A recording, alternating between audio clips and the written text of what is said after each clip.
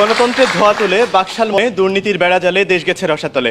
গোসল করিব, সাঁতার কাটিব, মাথা ভিজাইব না, সত্যকে জানিয়া শুনিয়া স্বীকার করিব না। ধরা যাবে না, ছোঁয়া যাবে না, বলা যাবে না কথা, রক্ত দিয়ে পেলুম এমন আজব স্বাধীনতা। স্পিকার, মাননীয় স্পিকার, মহাজোটের তো সর্বাঙ্গে ব্যথা, হাত দিব কোথা।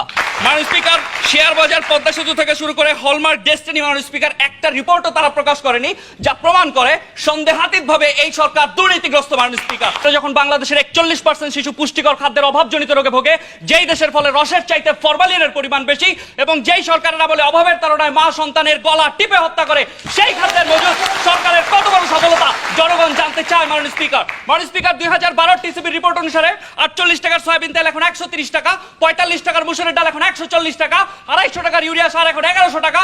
এজেন্ডায় বলেছিল 10 টাকা কেজি চাল খাওয়াবে, ব্যর্থতার বন্যায় চালের কেজি 40 টাকা। মাননীয় স্পিকার, জোটের 5 বছরে বিদ্যুতের দাম বেড়েছিল একবার, মহাজোটের 4 বছরে বেড়েছে 7 বার। মাননীয় স্পিকার, তাদের কাছে আমার প্রশ্ন, যেখানে পিডিবির মাধ্যমে 3 থেকে 4 টাকায় বিদ্যুতের প্রতি ইউনিট উৎপাদন করা সম্ভব, সেখানে কিসের স্বার্থে রেন্টাল, কুইক রেন্টালে খরচ করা হচ্ছে 20 থেকে 25 টাকা?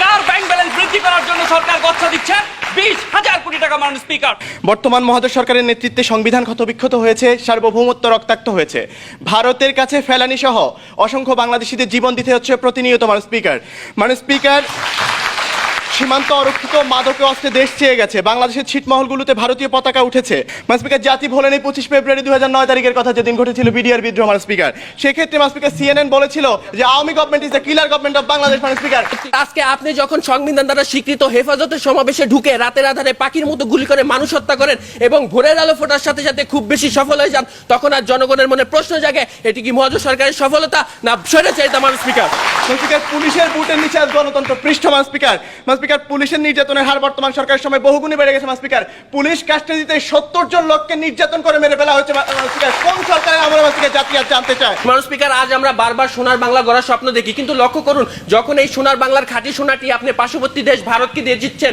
ট্রানজিট দিয়ে দিচ্ছেন, করিডোর দিয়ে দিচ্ছেন, ভারতীয় পণ্যের বাজার সৃষ্টি করে দিচ্ছেন, ফলশ্রুতিতে তাদের কাছ থেকে আপনি একটি কয়লা পর্যন্ত আনতে পারছেন না, তখন আপনার এই মহাজোট সরকারের সফলতা যে কতটুকু তা আজকে জাতির কাছে উন্মুক্ত। মাননীয় স্পিকার, ওনারা বলেছে যে 10% নামের কেউ বর্তমানে নেই। মাননীয় স্পিকার, হ্যাঁ আমরা মানলাম 10% নামে কেউ নেই, তবে আবুল হোসেন নামের আছে। মাননীয় স্পিকার, যে আবুল হোসেনকে ধনী করার জন্য মাননীয় স্পিকার বর্তমান সরকার উঠে পড়ে লেগেছে। মাননীয় স্পিকার, সুরঞ্জিত বাবুর কালো বিড়াল ধরার কথা সবাই জানে। মাননীয় স্পিকার, যিনি কালো বিড়াল ধরতে গিয়ে নিজে কালো বিড়াল হয়ে গেছেন। মাননীয় স্পিকার, আমাদের সরকারের সময় তো কেউ ধাক্কা দিয়ে কোনো বিল্ডিং ফেলে দেয়নি। মাননীয় স্পিকার, বর্তমান সরকার ধাক্কা দিয়ে বিল্ডিং ফেলে দেওয়া হচ্ছে। মাননীয় স্পিকার, কোন সরকারের সময় আমরা দেখিনি, বিশ্বের কোন জায়গায় দেখিনি মাননীয় স্পিকার, যে দুর্নীতির দায়ে ধরা খাওয়া লোককে দপ্তরবিহীন করে রাষ্ট্রীয় অর্থ অপচয় করা হচ্ছে। মাননীয় স্পিকার, তা কোন স্বার্থে? মাননীয় স্পিকার, জাতি আজ জানতে চায়। মাননীয় স্পিকার, সর্বশেষ বলতে চাই যে ধরা যাবে না, ছোঁয়া যাবে না, বলা যাবে না কথা, রক্ত দিয়ে পেলুম এমন আজব স্বাধীনতা। মাননীয় স্পিকার।